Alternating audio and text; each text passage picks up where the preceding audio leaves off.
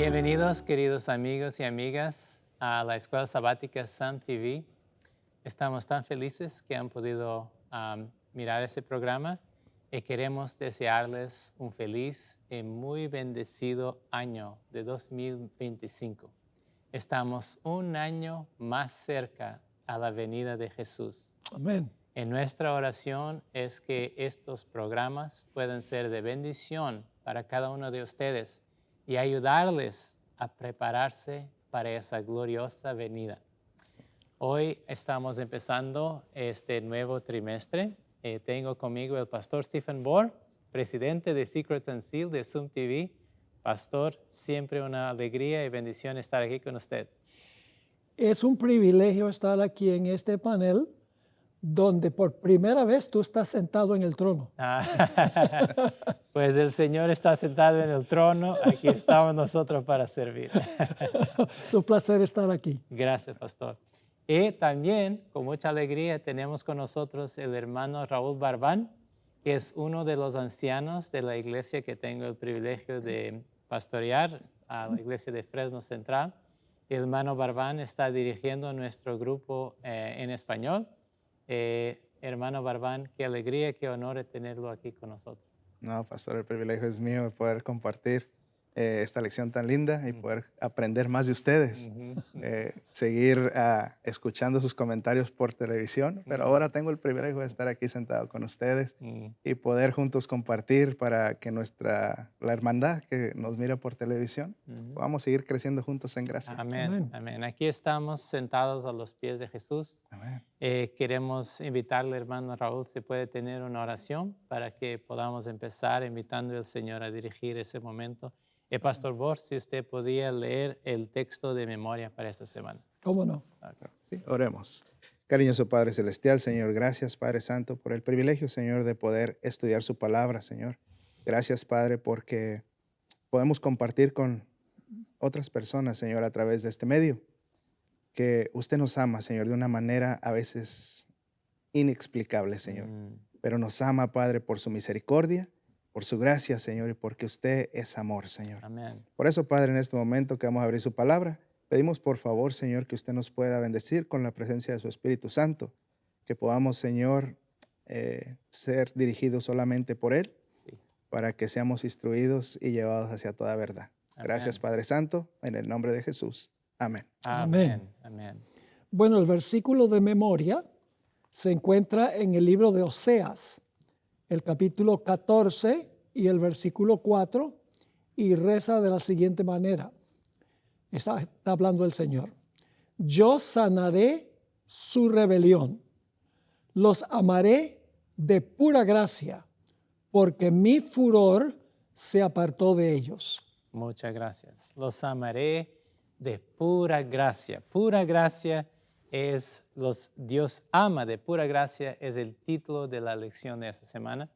Ese trimestre, enero, febrero, marzo, vamos a estar estudiando ese tema del amor de Dios y su justicia. Y empezamos de la mejor manera hablando de la pura gracia de Dios. La lección nos lleva a pensar en la historia de Pedro para introducir ese tema. Cuando Pedro negó a Jesús 3 veces, Pedro lo hizo públicamente, fue un pecado público. Jesús lo restauró también públicamente, no delante de una gran muchedumbre, pero de discípulos, otros discípulos que sabían que Pedro había negado a Jesús. Y Jesús le pregunta 3 veces, Pedro, ¿tú me amas? Aún hoy Jesús pregunta lo mismo a cada uno de nosotros. ¿Será que amamos a Jesús porque Dios es amor y Él quiere de nosotros amor? Es lo que Él nos pide. Él no quiere que lo sirvamos por obligación, pero Él desea que lo podamos servir por amor y que podamos tener una relación de amor con Él como nuestro Padre Celestial. En la sección de domingo nos lleva una historia muy, muy importante en el libro de Éxodo. Yo voy a pedir, hermano Raúl, si por favor nos puede leer esa historia. Está en Éxodo, capítulo 33, verso 15 al 22. Es interesante el contexto porque Moisés había acabado de interceder por el pueblo. El pueblo de Israel hizo un becerro de oro para adorar. Moisés intercede por el pueblo para que Dios pudiera perdonar al pueblo, y después hay una interacción muy íntima y muy interesante entre Moisés y Dios. Entonces vamos a leer, por favor. Claro que sí. Y Moisés respondió, si tu presencia no ha de ir conmigo, no nos saques de aquí. ¿Y en qué se conocerá aquí que he hallado gracia en tus ojos, y yo y tu pueblo? Sino en que tú andes con nosotros, y que yo y tu pueblo seamos apartados de todos los pueblos que están sobre la faz de la tierra. Y Jehová dijo a Moisés, también haré esto que has dicho, por cuanto has hallado gracia en mis ojos, y te he conocido por tu nombre. Él entonces dijo, te ruego que me muestres tu gloria. Y le respondió, yo haré pasar todo mi bien delante de tu rostro, y proclamaré el nombre de Jehová delante de ti, y tendré misericordia de quien tendré misericordia, y seré clemente para con el que seré clemente. Dijo más, no podrás ver mi rostro, porque no me verá hombre y vivirá. Y dijo aún Jehová, he aquí un lugar junto a mí, y tú estarás sobre la peña, y cuando pase mi gloria, yo te pondré en una hendidura de la peña, y te cubriré con mi mano hasta que haya pasado. Muchas gracias.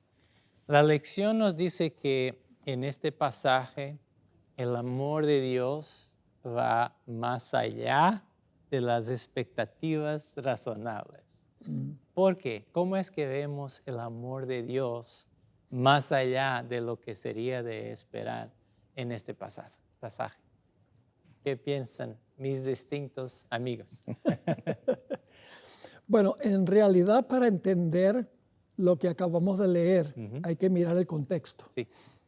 Y aunque la lección no nos da el contexto de Éxodo 19, en realidad tenemos que regresar allí, porque allí fue que se cristalizó el pacto entre Dios e Israel.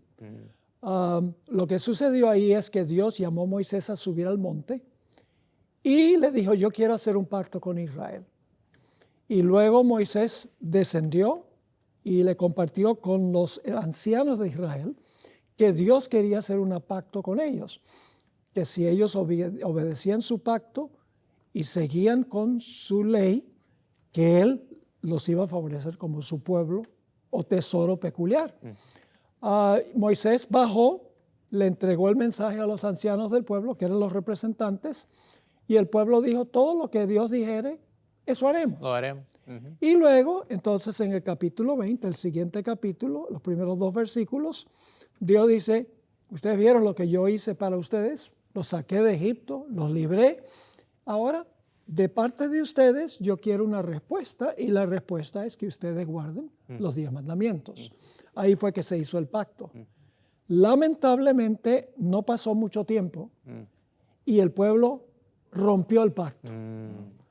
Y quiero leer aquí unas citas del Espíritu Profecía, precisamente sobre lo que ocurrió en ese momento.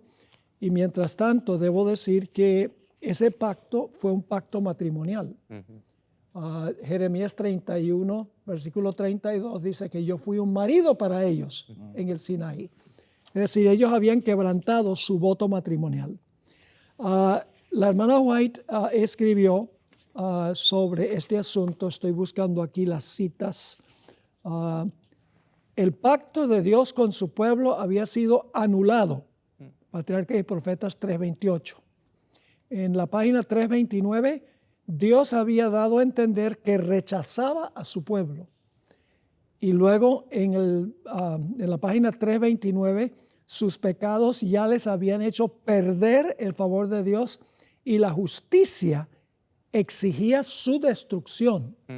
Y luego la última página 334, los israelitas eran culpables de haber traicionado a un rey que los había colmado de beneficios y cuya autoridad se habían comprometido voluntariamente a obedecer. Es decir, ellos merecían que cayera sobre ellos la justicia de Dios porque habían quebrantado su promesa en el pacto. ¿Por qué es que Dios no derramó sobre ellos su pura justicia. Algo que la lección no menciona es que Moisés intercedió ante Dios por el pueblo, hasta el punto de decir, si tú no puedes continuar con este pueblo, borra mi nombre de tu libro. Sí. Y la hermana White tiene una cita en Patriarcas y Profetas, a donde ella dice que el espíritu de Moisés fue el espíritu de Cristo, solo con una diferencia, y es que Moisés no pudo cargar con la culpa del pueblo, pero Cristo cargó con la culpa del pueblo como intercesor. Entonces, en el contexto, uno ve la gracia completamente inmerecida de Dios por parte del pueblo, por la volición particular de Dios. Amén, amén. Amén, amén. Yeah. Sí, claro, es algo muy hermoso el poder mirar cómo Moisés interactúa con Dios, cómo Moisés intercede de una manera muy peculiar y pareciera que Dios fuera solamente a presentar su justicia, pero no su misericordia, ¿no? Entonces el diálogo entre ellos a mí me encanta cuando yo leo esa historia. Entonces a mí me gusta mucho también cuando Moisés baja y encuentra al pueblo haciendo adoración a un becerro de oro. Y entonces ahora Moisés es el que se aira y ahora Dios ahí muestra su misericordia. Y es muy interesante ese diálogo, pero a veces cuando no ponemos atención a veces a la lectura bien, podemos malinterpretar este texto y pensar que Dios a menudo es compasivo con unos y con otros no. Entonces es importante leer también los contextos para poder entender que Dios está mostrando su justicia, pero su misericordia también. Entonces, qué lindo es poder entender esto de la palabra de Dios y a veces no cometer el error de pensar que Dios es un Dios arbitrario. Sino es un Dios misericordioso, que claro, es justo y Él nos recuerda nuestros malos actos, pero sin embargo es paciente, es compasivo para con nosotros, para poder extender la salvación a todos. Amén, amén. Eso es muy importante. Muchos teólogos, muchos críticos hasta de la Biblia, toman pasajes como este en Éxodo 33, 19, cuando Dios dice, tendré misericordia de quien yo quiera y seré clemente con quien yo quiera. Muchos malinterpretan ese texto para decir, ya, como usted estaba diciendo, hermano Raúl, pues Dios es arbitrario. A algunos les bendice, a algunos les perdona, a otros no les bendice, no les perdona. Y creo que la confusión es porque posiblemente sí que están pensando solamente en el hecho que Dios le está permitiendo a Moisés mirar su espalda, ¿verdad? Dios no ha permitido eso a otra persona. Fue misericordioso con Moisés. Moisés dijo, muéstrame tu gloria. Y Dios, pero si miramos al contexto, es aún en el contexto de Moisés intercediendo por el pueblo, diciendo, mira, si tú no vienes con nosotros, no queremos salir de aquí. Moisés quería estar seguro que Dios perdonaba al pueblo y que Dios iba a venir con el pueblo. Y entonces en este contexto, Dios está siendo misericordioso con ese pueblo, porque Moisés intercedió, como ha dicho el pastor Bor, reflejando la intercesión de Jesús por nosotros, que Jesús que estuvo dispuesto hasta en el jardín de Getsemaní. Sabemos, la hermana de White nos dice que Jesús no estaba mirando más allá de las puertas del sepulcro. Sabemos en la cruz él oró, Dios mío, ¿por qué me has desamparado? Sí, Jesús venció por la fe en la cruz, pero humanamente, emocionalmente, Jesús no tenía ninguna evidencia que iba a resucitar, que iba a pasar más allá de la muerte.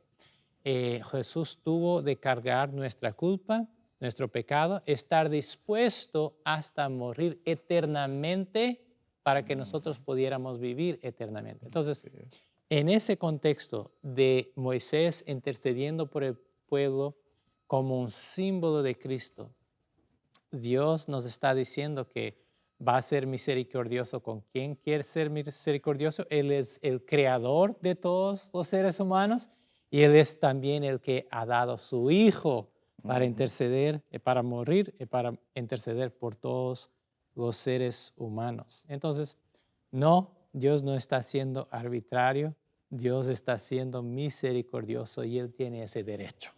¿Verdad? Para los que piensan que Dios es arbitrario, Ujú, me viene a la mente un pasaje de Mateo 5, ujú, donde dice, oísteis que fue dicho, amarás a tu prójimo y aborrecerás a tu enemigo. Esa es nuestra forma de hacerlo. sí. Pero luego dice, pero yo os digo, amad a vuestros enemigos, Mm, bendecid a los que os maldicen, haced bien a los que os aborrecen y orad por los que os ultrajan y os persiguen. Ahora viene el versículo clave, para que seáis hijos de vuestro Padre que está en los cielos, que hace salir su sol sobre malos y buenos y que hace llover sobre justos e injustos. Es decir, Dios no dice, esta gente me quiere, esta gente me ama, así que hay sol y lluvia para ellos. Pero aquellos que no me quieren, para ellos nada. No, Dios es amor para con sus amigos y con sus enemigos, y Él dice que eso debe fluir a través de nosotros a otras personas. Amén, amén. Muy bien, pues seguimos adelante y en la sección de lunes nos habla de amor no correspondido. Va a llevarnos a la historia de Oseas. Oseas capítulo 1, verso 2 nos dice aquí, la lección apunta para ese texto, en que Dios le dice a Oseas, ve, cásate con una mujer fornicaria, una prostituta, y engendra hijos de fornicación, porque el país se está prostituyendo, apartándose del Señor. Hace 20 años que soy pastor y por veces hay personas que vienen a hablar conmigo sobre la historia de Oseas. Están muy chocados. Pastor, no, yo no puedo creer. Eso es nada más un símbolo. Dios no le iba a pedir a un profeta de Dios para casar con una prostituta. ¿Por qué será que esa historia es tan extraordinaria, tan difícil para las personas de entender? Es muy complicado porque a veces en nuestra cabeza no cabe que Dios haya pedido esto a un profeta, ¿no? Porque la misma palabra de Dios dice que no nos casemos con yugo desigual. Pero en esta ocasión el Señor manda al profeta a que haga que entre en esta situación. Pero el mismo texto dice, porque el pueblo de Israel se ha apartado de Jehová. Entonces es una historia fascinante donde nosotros podemos ver el amor de nuestro Dios, podemos ver la compasión, la misericordia, que podemos notar que es un Dios no solamente que cuando alguien comete un error, Él se nos viene encima, nos castiga inmediatamente. Hay consecuencias, claro, por nuestros actos, pero es un Dios de segundas, terceras y cuartas oportunidades. Entonces aquí podemos ver en la historia de Oseas una historia muy tremenda, cómo ella, la vida que lleva, él la toma, después ella se va y luego él la busca y la vuelve a tomar y otra vez hasta que por fin sus actos la llevan a estar maltratada por, por las personas que la habían llevado, ¿no? Y entonces como Oseas, Dios le dice, ve y cómprala, ¿no? Entonces él va, la compra y es una historia que nos deja saber cómo nosotros a cada momento le fallamos al Señor, ¿no? De muchas formas, mas sin embargo el Señor siempre nos extiende su gracia y misericordia. ¿Por qué razón? Porque Él lo hace, como dijo la lección, ¿no? Lo hace de pura gracia. Amén. Amén. Entonces es algo que no merecemos. Lo mismo que comentábamos con el pueblo de Israel. El pueblo de Israel no merecía misericordia, mas sin embargo Dios les da misericordia. Aquí la esposa de Oseas en realidad merecía la muerte, porque ese acto de adulterio era lo que se tenía que hacer. Merecían la muerte, mas sin embargo extiende su misericordia una y otra vez hasta que promete la restauración completa, ¿no? Qué interesante y qué bonito es esta historia. A veces incomprendible, pero nos muestra el carácter de Dios en su totalidad, cómo es paciente para que nosotros podamos volver a sus caminos y poder ser salvados por Él. Sí. En realidad, pastor, la reacción de Israel también fue inconcebible. Sí, exactamente. Esto es lo que se llama una parábola actuada. Es como la parábola de la higuera estéril, que cuando Jesús maldice la higuera y se seca, está hablando del pueblo de Israel. Pero es un acto de la vida real. No es solo Dios diciendo, bueno, te vas a secar como un árbol. No, actúa la parábola. Es mucho más poderoso Sí. que la gente hubiera visto lo que estaba pasando con Oseas y sencillamente contar una historia sobre algo que imaginariamente sucedió. Imaginario. Dios quería que el pueblo supiera en su experiencia propia lo que él sentía por la reacción de Israel a él. Sí, sin duda. Y es interesante pensar que para nosotros hoy una historia así nos choca un poquito, pero en ese tiempo, en esa cultura, eso sería una historia que aún choca más. Como es que un profeta de Dios, alguien que es un verdadero profeta, un hombre de Dios, un hombre íntegro, Dios le pide para ir a casarse con una prostituta. Tener hijos de prostitución, así les llama. Hasta las palabras que son utilizadas son palabras para chocar las mentes de esas personas, para que como que pudieran apercibirse que, wow, algo se está pasando, Dios nos quiere enseñar algo, Dios nos quiere decir algo. La lección es bien clara, la lección también nos muestra que Dios quería que el pueblo supiera cuánto le cuesta a Dios, cuánto le duele a Dios. Porque para un hombre, casarse con alguien que es ya una mujer de una mala vida, pero después una mujer que lo está traicionando, que sigue con esa mala vida. Eso es muy, muy difícil para, sobre todo, un hombre temeroso de Dios. Es muy difícil, es algo que duele, ese sentimiento que tú estás siendo traicionado por la persona a quien tú amas, con quien quieres tener una vida feliz, a quien quieres ser fiel. Dios nos está mostrando el cuánto le duele. Y creo que hay una cita de la hermana de White en el libro Educación, en que ella dice que la cruz es una manifestación a nuestros sentidos, no sé la palabra en español, saben que nací en Portugal, pero a nuestros sentidos que están como que no muy bien, para que podamos comprender el dolor que ha estado en el corazón de Dios desde que el pecado comenzó. Y sabemos que el pecado no comenzó en la tierra, pero en el corazón de Lucifer. Entonces, cuando miramos a Jesús, cuando miramos todo lo que le hicieron, todo lo que Él ha sufrido en la cruz, es como que una manifestación para que podamos comprender lo que le duele al corazón de Dios, nuestros pecados, nuestra traición para con Él, cuando quebrantamos su ley, cuando dejamos de amarle como Él debe ser amado y deberíamos amarlo. Entonces, ciertamente esa historia es una ilustración, una parábola bien fuerte y real, ¿verdad? Ok, bueno, seguimos. Estamos ahora hablando de amor gratuito. Y quiero pedir, hermano Raúl, si por favor me puede leer Apocalipsis 4, verso 11, el pastor Bor, Salmos 33, verso 6. La lección nos está hablando ahora de la creación de Dios. Nos dice el autor que Dios no necesita de nada, no necesitaba crearnos. Vamos a leer. Apocalipsis 4:11, Salmo 33, verso 6. Dice Apocalipsis 4:11, Señor, digno eres de recibir la gloria y la honra y el poder, porque tú creaste todas las cosas y por tu voluntad existen y fueron creadas. Por tu voluntad existen y fueron creadas. Muchas gracias. Ok, Pastor Bor.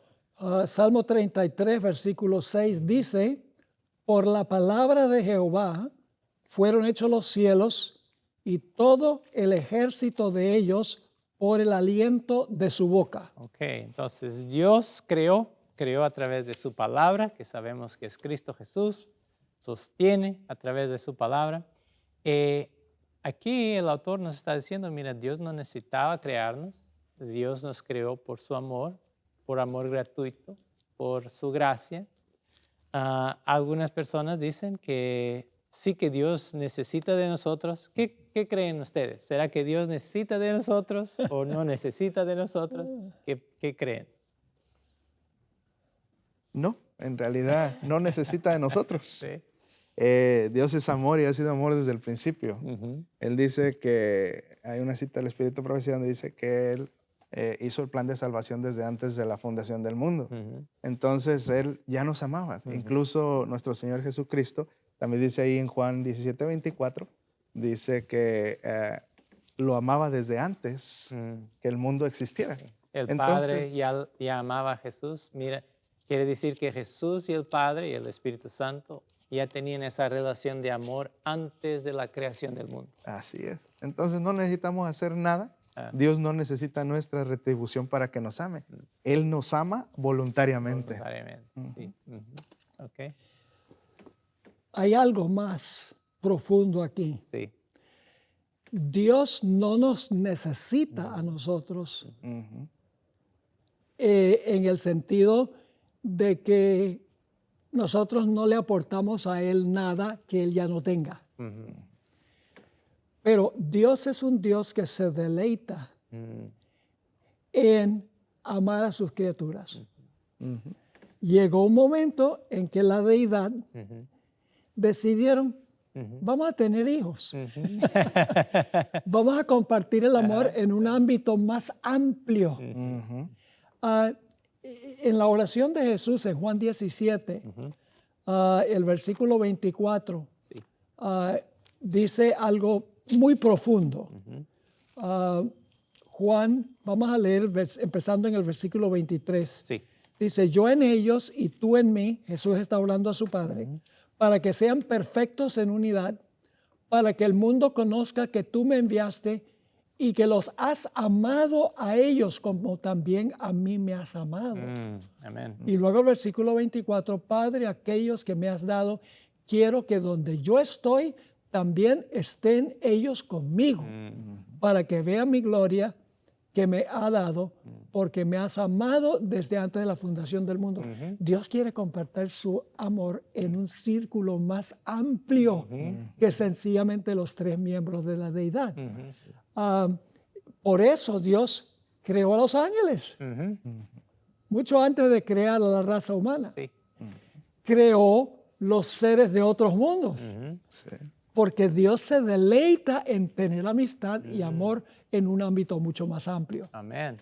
En ese sentido, Dios tiene esa necesidad, Necesidad. Ajá, ajá. pero una necesidad que fluye de Él, no una necesidad externa. Sí, exactamente. Exactamente. Sí. Es interesante que ese texto, que el autor dice que está correcto, que ya había amor entre la deidad antes de la fundación del mundo, porque Dios es amor. La Biblia no dice que Dios va a ser amor, que Dios fue amor, Dios es amor. Mira, siempre es, siempre ha sido, siempre será. Dios no cambia, su carácter no cambia, entonces Dios es amor, y sí, no podría ser amor si estuviera solo, entonces creemos que entre la deidad, Padre, Hijo, Espíritu Santo, siempre hubo amor desde la eternidad. Pero aquí mismo, en ese texto, en Juan 17:24, Jesús está intercediendo por sus discípulos y aquellos que iban a creer en el Evangelio a través de ellos, para que ellos pudieran estar en el cielo. Entonces, aunque sí es verdad que Jesús fue amado por el Padre y amaba al Padre antes del mundo ser creado, desde la eternidad, Jesús tuvo ese deseo, el Padre y el Espíritu Santo. Dios tuvo ese deseo de tener otros con Él, para que pudieran mirar su gloria, para que pudieran ser felices. Dios tiene ese deseo de crear y de compartir su amor con sus criaturas, porque ese es el carácter de Dios, ese es el amor de Dios. Ujú. Así. Es como Dios creó a Adán y Eva. Dios podría haber dicho, bueno, Cree a los dos, ahora ustedes compartan su amor Ajá. por la eternidad. Ajá. Pero Dios, multiplicaos. Ajá. Es decir, Yeah.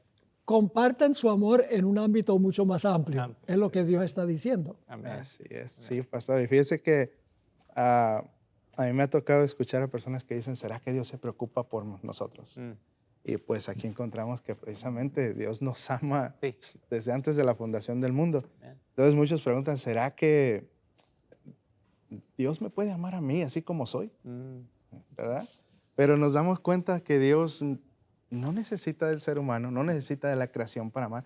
Él voluntariamente nos la da. Mm. Y entonces me gusta a mí un versículo que está ahí en Romanos 5, del 6 al 8, dice, Sí. porque Cristo, cuando aún éramos débiles, a su tiempo murió por los impíos. Ujú. Qué importante eso, ¿no? O sea, Dios Amén. ama a todos, Amén. como hablábamos hace unos momentos, ¿no? Incluso comienza ahí diciendo que a los impíos, ¿no? Ciertamente apenas, dice el versículo 7, morirá alguno por un justo. Con todo pudiera ser que alguno osara morir por el bueno. Mm. Mas Dios muestra su amor para con nosotros en que siendo aún pecadores, Cristo murió por nosotros. Ujú. Qué interesante, ¿no? Cómo el Señor nos ama independientemente de cómo seamos. Su amor es gratuito, no cuesta nada. Simplemente hay que aceptarlo. Mm. Me gusta muchísimo ese pasaje, gracias. Me gusta conectarlo con Juan 3:16, que es un texto tan conocido, pero por veces no pensamos en ese detalle. Dice, porque de tal manera amó Dios al mundo, el amor de Dios viene antes, ¿verdad? Así De es. tal manera amó Dios al mundo que ha dado a su Hijo unigénito para que todo aquel que en él cree no se pierda, mas tenga vida eterna. Ese mundo que se rebeló contra Dios, Dios aún sigue amando ese mundo tanto que hasta da a su Hijo para que aquellos que quieren creer en Él, ser salvos, puedan tener la vida eterna. Entonces, es Amén. un amor que ama hasta seres que se rebelan contra Él, que le viran la espalda, que dicen, no, no te quiero, pero Dios dice, "Oh, yo aún te quiero". Amén. Amén. Amén. Dios es bueno. Amén. Pues siguiendo para la lección de miércoles, nos habla ahora de una parábola de Mateo capítulo 22, versos 1 al 14. Voy a pedir, Pastor Bo, si usted puede leer nuestra parábola de Mateo 22, verso 1 al 14, la parábola del banquete de bodas. En esa parábola tenemos nosotros muchas lecciones, no vamos a poder mirar todas, pero muchas lecciones sobre el amor de Dios, la justicia de Dios y la misericordia de Dios. Amén. Bueno, Mateo 22, comenzando en el versículo 1. Respondiendo Jesús les volvió a hablar en parábolas diciendo, el reino de los cielos es semejante a un rey que hizo fiesta de bodas a su hijo y envió a sus siervos a llamar a los convidados a las bodas, mas estos no quisieron venir. Volvió a enviar otros siervos, diciendo, decid a los convidados, he aquí, he preparado mi comida, mis toros y animales engordados han sido muertos, y todo está dispuesto. Venid a las bodas. Mas ellos, sin hacer caso, se fueron, uno a su labranza y otro a sus negocios. Y otros, tomando a los siervos, los afrentaron y los mataron. Al oírlo, el rey se enojó y enviando sus ejércitos destruyó a aquellos homicidas y quemó su ciudad. Entonces dijo a sus siervos, las bodas a la verdad están preparadas, mas los que fueron convidados no eran dignos. Id pues a las salidas de los caminos y llamad a las bodas a cuantos halléis. Y saliendo los siervos por los caminos, juntaron a todos los que hallaron, juntamente malos y buenos. Y las bodas fueron llenas de convidados. Y entró el rey para ver a los convidados, y vio allí a un hombre que no estaba vestido de boda. Y le dijo, amigo, ¿cómo entraste aquí sin estar vestido de boda? Mas él enmudeció. Entonces el rey dijo a los que le servían, atadle de pies y manos y echadle en las tinieblas de afuera. Allí será el lloro y el crujir de dientes, porque muchos son llamados y pocos escogidos. Muchos son llamados, pero pocos escogidos. Gracias, pastor. Ahora, en esa parábola miramos muchos elementos que podríamos pasar algún tiempo aquí hablando sobre el rey, las bodas de su hijo. Entonces creo que es fácil de comprender, ¿verdad? Porque la Biblia nos habla de las bodas del Cordero. También el rey envía siervos para que llamasen a los convidados. Hay personas que fueron convidadas a venir a esa boda, pero ellos no quisieron, ¿verdad? Es interesante porque estas personas que eran los convidados, ellos ya habían aceptado la invitación, pero cuando llegó el momento, pues ellos dijeron no quisieron. Y entonces él envía a otros siervos, ellos también no quieren y aún maltratan los siervos. Entonces miramos que hay un pueblo que Dios había invitado para ser su pueblo y para que pudieran estar en esas bodas, de recibir los frutos de las bendiciones de la redención de Cristo Jesús. Pero ellos rechazaron hasta el punto de herir los siervos, y sabemos nosotros, hasta el hijo, ¿verdad? Ahora, es interesante que el rey dice, pues ustedes tienen de ir y llamad a las bodas a cuantos halléis. Y me encanta el verso 10, que dice que ellos hallaran juntamente malos y buenos. Todas las personas son invitadas, todos son llamados, hasta malas personas, todos, que Dios quiere salvar a todos.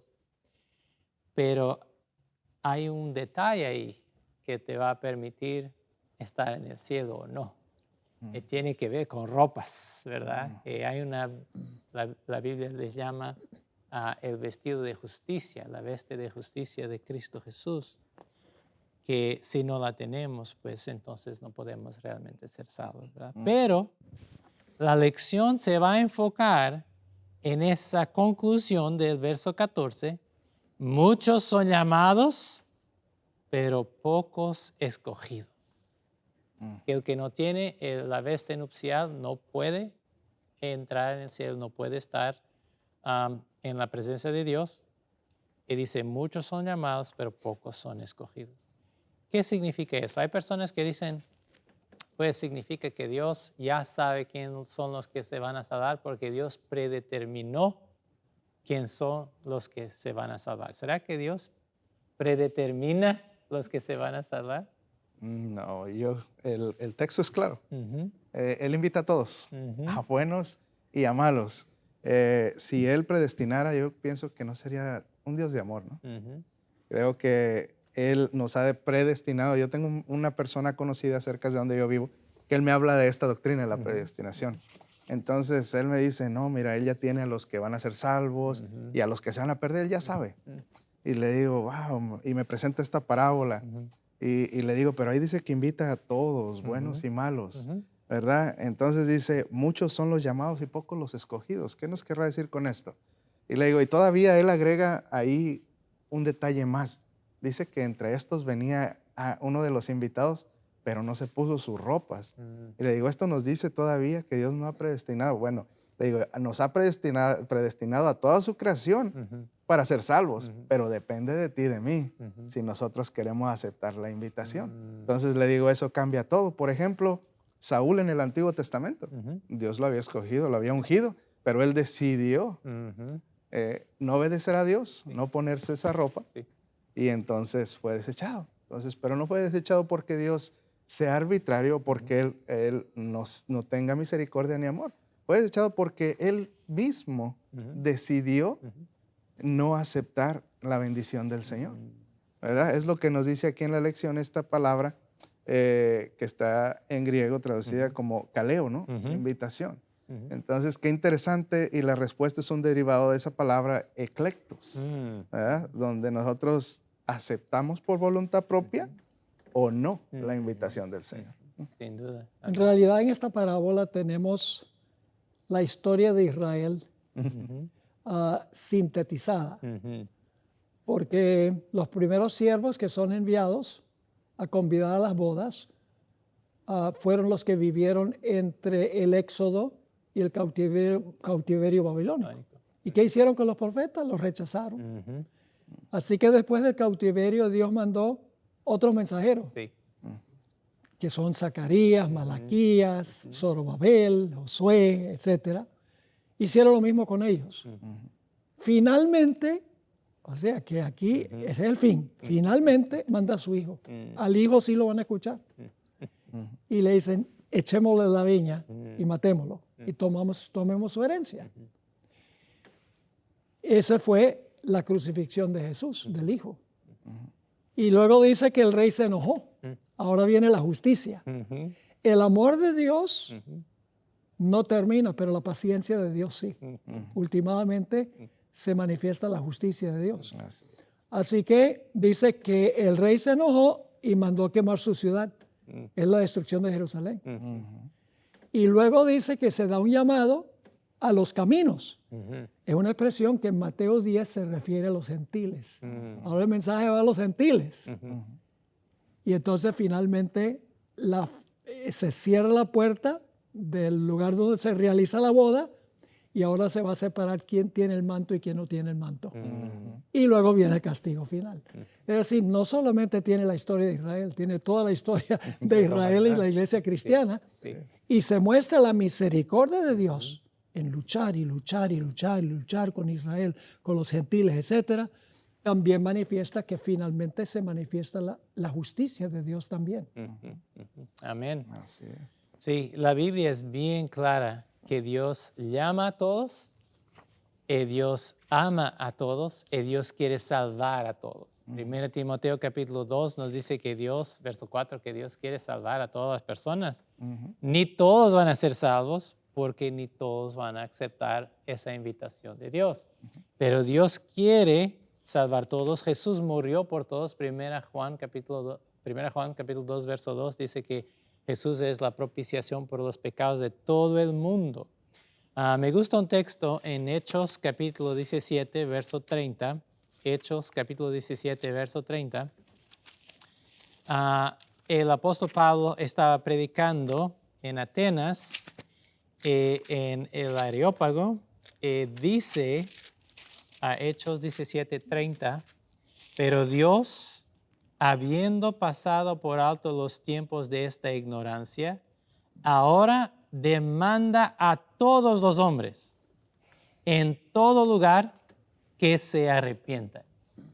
Dios no demanda, Dios no manda solamente a uno o dos o tres o cuatro, a un grupo de personas o a aquellos que Él prefiere.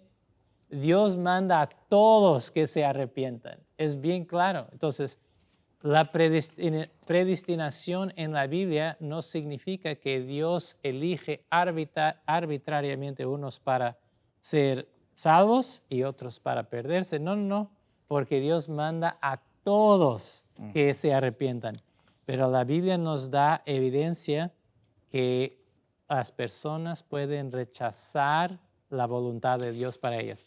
Lucas capítulo 7 es interesante también, un texto en que Jesús habla de Juan Bautista, verso 28, 29 y 30, dice, porque os digo, ese es Lucas 7, verso 28, porque os digo que entre los nacidos de mujer no hay mayor profeta que Juan el Bautista, pero el más pequeño en el reino de Dios mayor es que él. Y todo el pueblo y los publicanos, al oírle, justificaran a Dios bautizándose con el bautismo de Juan. Pero los fariseos y los doctores de la ley rechazaran el consejo, algunas traducciones dicen la voluntad de Dios contra sí mismos, no siendo bautizados por él. ¿Podemos nosotros rechazar la voluntad de Dios para nosotros? Claro Sí. que sí. Dios quiere salvar a todos, pero hay una parte en que llega al punto en que tú tienes de escoger si quieres esa salvación o no. Sí, pastor, yo quería compartir algo un poquito por más de favor. esto. De hecho, yo encuentro por lo menos en esta parábola dos formas de rechazar la invitación de Jesús. Una de ellas es aceptando la invitación. A muchas personas hoy se les presenta el Evangelio, simplemente no aceptan la invitación. Es una forma de quedar destituidos o fuera del reino de los cielos. Pero otra forma que ya me llama mucho la atención es que presenta a esta persona que no tiene las ropas. Ujú. Entonces hay personas que aceptan ¿Aceptan? la invitación, Ujú. pero no aceptan el protocolo para entrar a la boda del Ujú. Cordero, ¿no? Ujú. Entonces es otra forma donde nosotros podemos rechazar, podemos pasar años en la iglesia, Ujú. pero si nunca aceptamos la voluntad de Dios, Sí. difícilmente podemos entrar en esas bodas, ¿no? Sí, no han dejado que la gracia de Dios realmente los cubre, los transforme, que Ujú. los haga lo que Dios quiere que ellos sean en Cristo Jesús, ¿verdad? De alguna manera, la Biblia comienza con la caída, pues comienza con la creación, pero después la caída de Adán y Eva. Ellos intentaron con hojas de higuera cubrir su desnudez, Ujú. ¿verdad? Intentaron hacer una salvación por sus propias obras y Dios tuvo de darle ropas de pieles de un cordero, ¿verdad?